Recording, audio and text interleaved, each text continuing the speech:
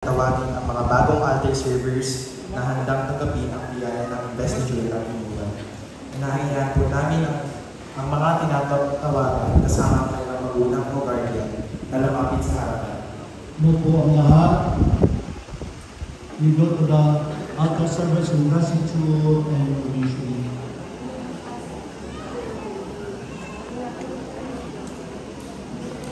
Lumapit ako dito ang mga altar service sa harapan.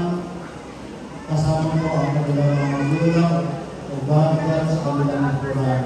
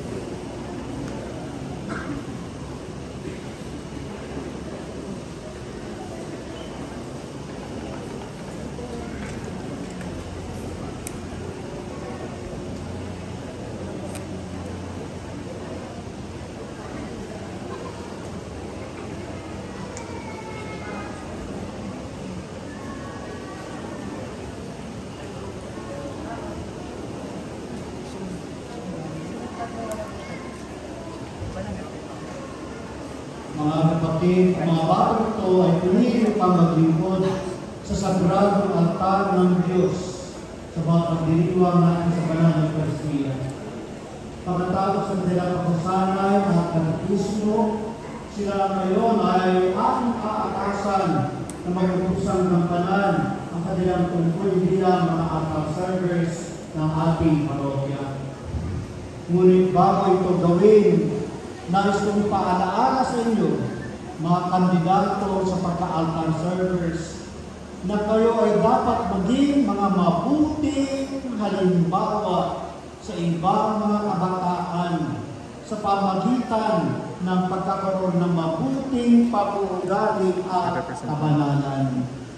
Pagsikapan ninyong maging matatapit sa Diyos sa pamagitan ng iyong pagmamahal sa banal na misa, ang sakramento ng pagkakasa at pag-ibig. Alalahanin ninyo ang Diyos ang pumili sa inyo na gaganap sa tungkulin ito.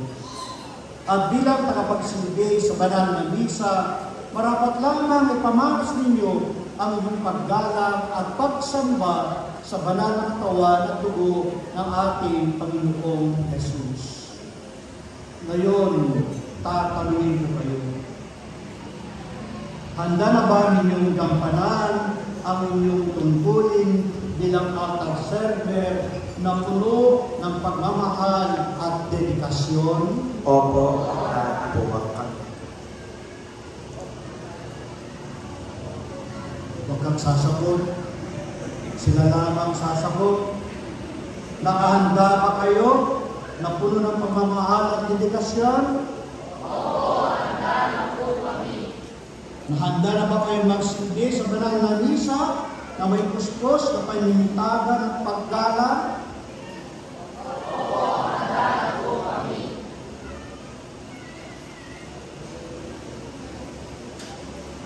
Mga minamahal ng kapatid kay Kristo, narito ang mga pagkinalang pagkakatulala na ating simbahan bilang lingkod ng ating dambana.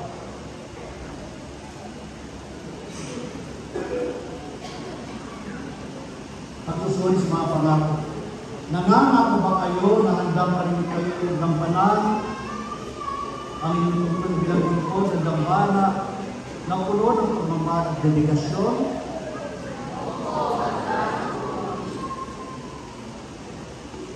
Panalangin ng pagbabasbas. O mga pangyarihang Diyos, binisyon mo sa iyong banal na katawan ng dugo ang aming kaluluwa. Pangakantag namin ng buhay na walang hanggan. Basbasan mo ang mga kabataan ito na pinili kong magsilbi sa Sagradong Dambana habang pinagdiriwang sa sinar namin ang tinapay ng buhay at ang kanis na kaligtasan kasama yung bayang nananalig sa iyo. Halinawa, ang banal sa sakramento ng Eucharistia ay magulong sa amin kalwalhatian sa buhay na walang hanggan. Hiniling namin ito sa pamagitan ni Kristong aming Panginoon. Amen.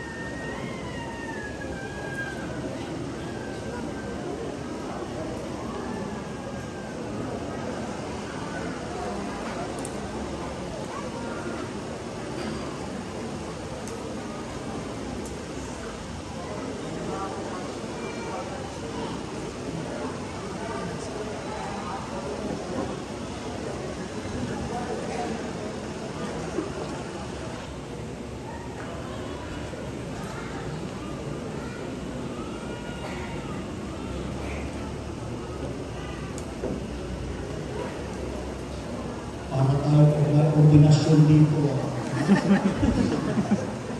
At sana pagdasal natin na 10 sa kanila ang magkakari.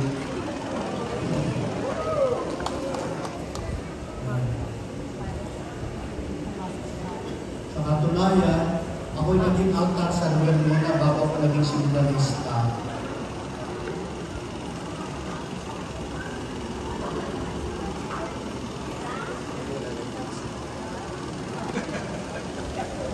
Okay, nakabase na po sila.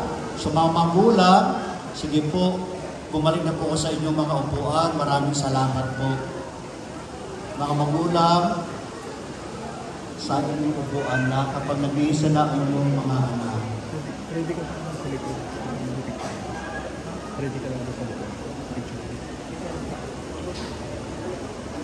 Altar server, dalawang linya.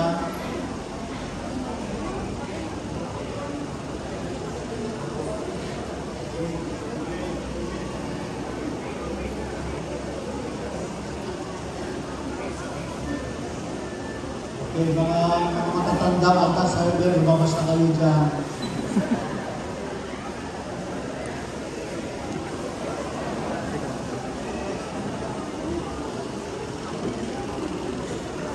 Ready. Dalawang linya. Mga kapatid, pakikilala ko sa inyo ang mga bagong altar servers at taga-pinakang sila sa pamagitan ng masigabong palakpakan.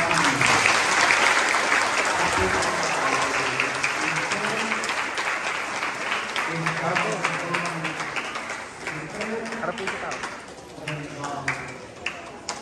Maraming salamat.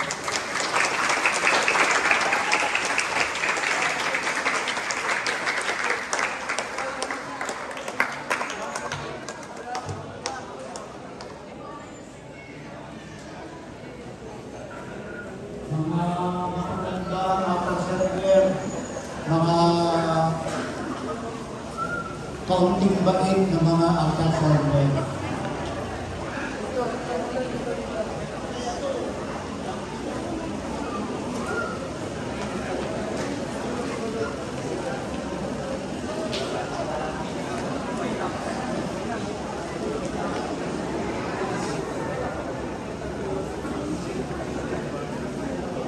The Lord has called us to serve in the kingdom where Christ is sacrificed and the celebration of the Mass.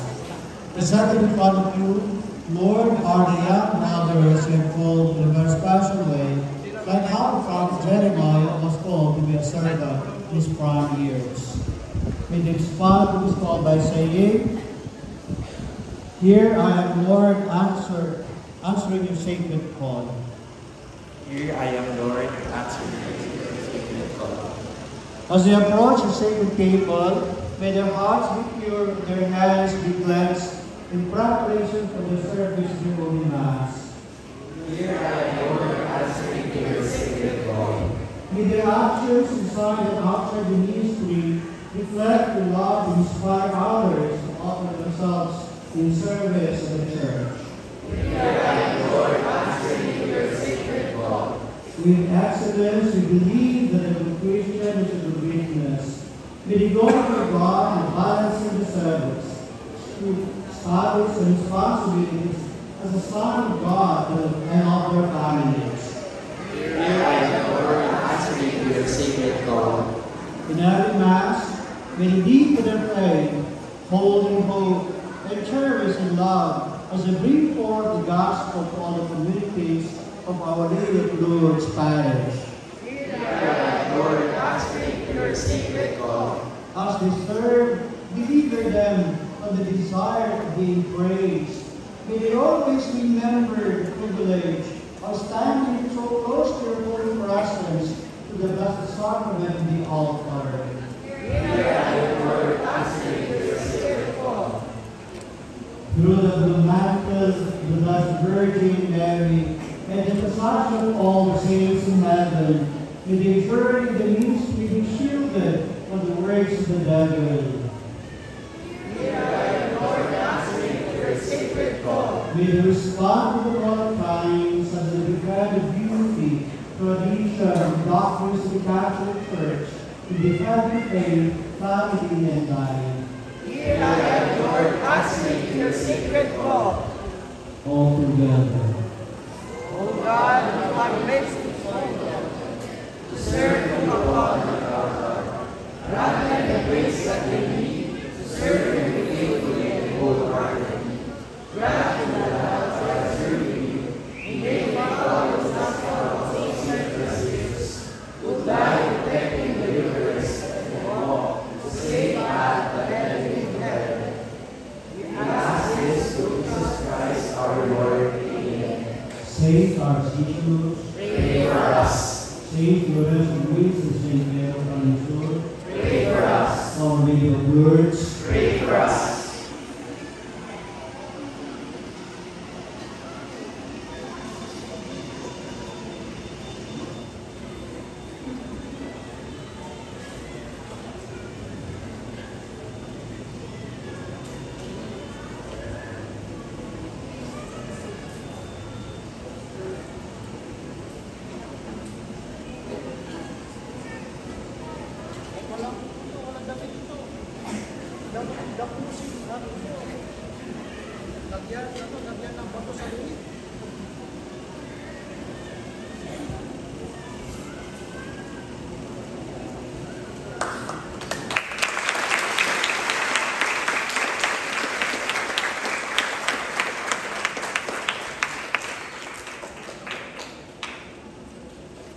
you may sit now.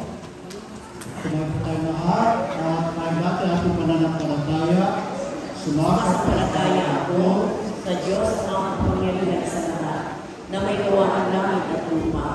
Sumasampalataya ako kay Jesucristo, isang anak ng Diyos, Panginoon nating lahat. Nagkatawang tao siya ng